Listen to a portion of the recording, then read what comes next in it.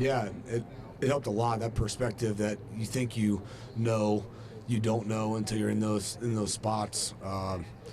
It's yeah. I mean, I think that whether you want to be a coach and then you become a coach, and when you're an assistant, but then you want to be the head position coach and so on and so forth, having that perspective, being in that spot is definitely different. And so the amount of growth that you can have individually in that opportunity is as much as you're willing to make it. I think if you have that mindset, you can grow a lot. If you have a shouldered off mindset, like, oh, I know everything already, then you probably won't grow as much. But that opportunity then was awesome. This opportunity is great, and it feels even better currently.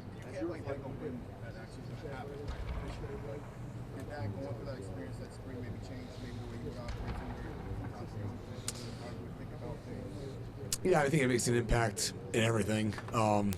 Everything. So not just say just one area. So just the viewpoint you get when the seat changes. I took it in. I haven't forgot it. Say it one more time. No. It does not change. Everything, the way you play, but maybe even more so mature, just how he handled it. He was a true freshman. You played here. You've seen a lot of guys come and go. How would you describe the freshman year? Yeah, I think Jeremiah's freshman year was excellent.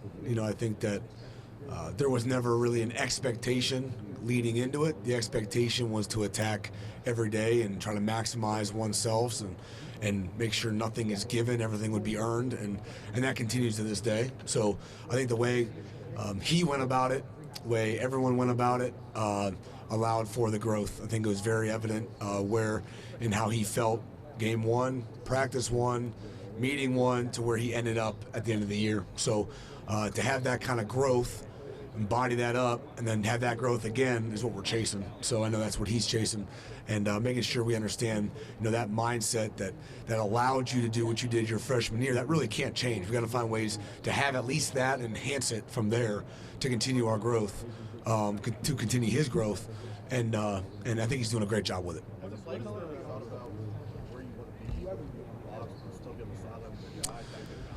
Yeah, I gave a lot of thought to it. I really haven't made any final decisions of it, but we'll make that decision when we kind of get there. Obviously, Coach Day's input will be huge.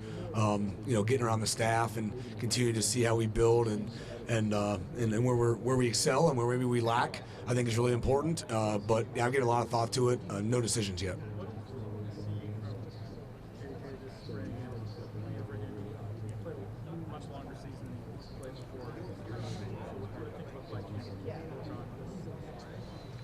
Yeah, I think everyone played a lot longer than they ever have. I think, heading to this spring, it's just the teardown of the former foundation and the rebuild of a whole new team. I mean, you have to have that mindset. You have to have a day one mindset in order to progress. You can't rely on previously built, culture or schematic understanding. There's no assumptions. So you have to rebuild from scratch. We're in the process of that. We will treat day one like day one. That includes Jeremiah Smith, and so great opportunity to evaluate and grow a new group of guys. I think in spring, I think our opinion is, by fall it's everything the team. It's what it's all about. But in order to add to a team, in order to add to a collective, you got to focus on the individual. The individual must improve so the collective can improve. And so building the base, I think schematically and fundamentally and culturally is what we're attacking as we head into spring. How much is Brandon looking forward to a different spring, a different opportunity? I know it wasn't fun for him. Take a little bit of a backseat to that. Where do you see him fire the passion right now as he gets ready for this one? Yeah, I think when you come out of a season, you get out of January and kind of take a breath, and then when you get back in the winter, it's the first opportunity to reestablish the new role that I want to have, right? I mean, across the board, there's not one guy that doesn't want an improved role. So I think they're all attacking it that way. I think Brandon's one of them, but he's one of 50. And I think that it's our job to provide opportunities to grow, to separate themselves, to see peer-to-peer evals, to allow these guys to chase a role, at least through winter. They've gotten that started, to continue that through spring. And I think Brandon's, fits in line with that. I think Brandon did a great job looking back of finding his role last year and excelling at it. We talk a lot about if you want to be a starter, you have to be a starter before you're the starter. And if you're not, then you're never going to be the starter. So I think he embodied that. He gave himself an opportunity to get into winter, continue who he is, continue to build, his base.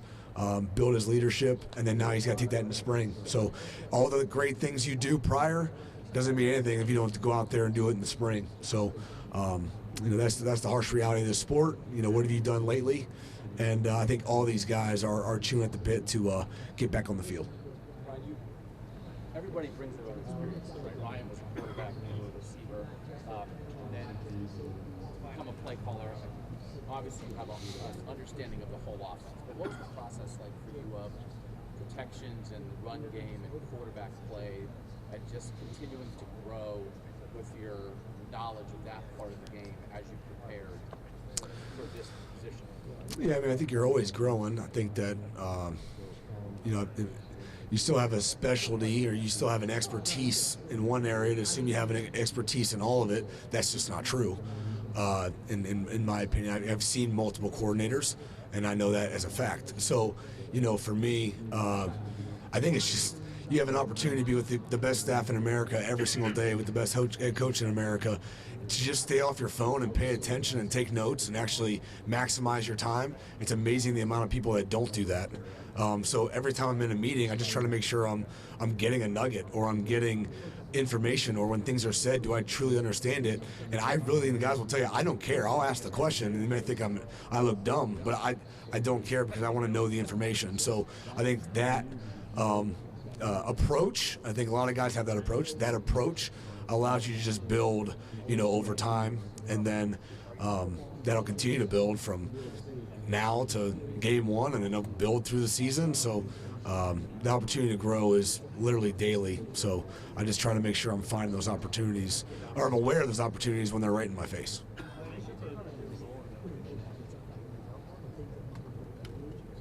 Yeah, Coach Jordan's always been a huge part of the receiver room. I think that, he's just understanding that my pull away is real. That can happen. So he's got to be on his toes and being ready that we're ready to not skip a beat, right? So information wise, communication wise, he's got to be locked in on that and just not assume that Coach Hart's got it. He never really has. I expect him to continue to do that, and he's been a big part of everything we've done.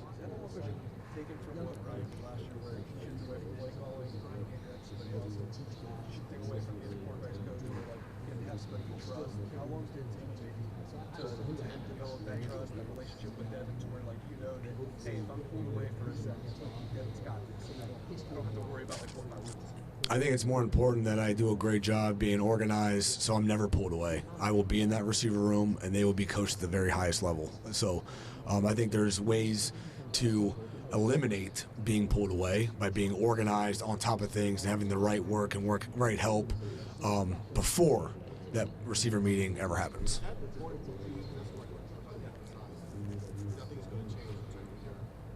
Nothing's going to change in my involvement in the receiver room. Ryan, for Milan to be going through a full spring, full off season for the first time, what do you look at over the biggest areas he can grow to put in place? Yeah, Milan is he's doing a great job. He's growing at an exponential rate. He's getting stronger. He's getting bigger. He's got weight added. And I can tell you, I always explain to him, you don't realize how much you've missed when you come in June versus a mid-year. It's massively different.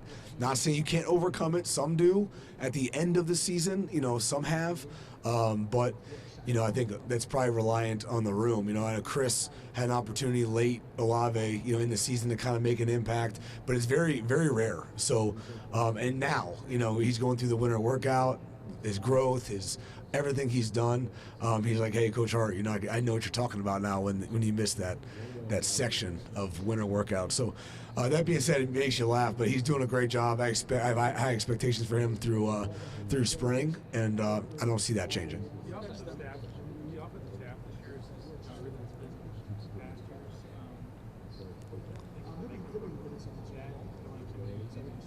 What's the average? It's like the average, like, is the average age? Does that include support staff?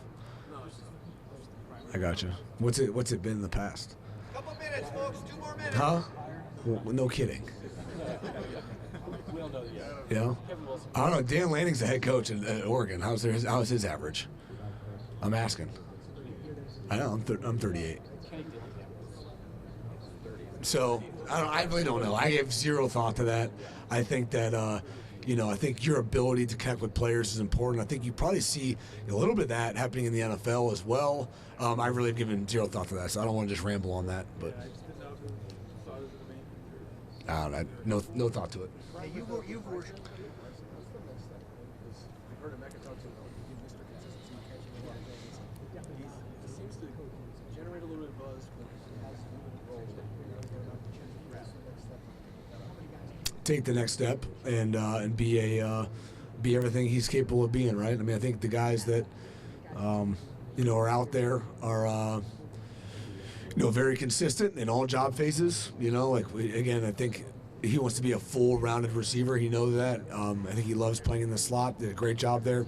I asked him to come out to the outside a little bit. Did a good job out there. I think his natural position is in the slot, doing a great job there. But it's just another opportunity to establish himself based on his peers, right? I mean, it's kind of like the draft. I try to explain sometimes to these guys, like, you come to Ohio State to compete with the best and be alongside the best.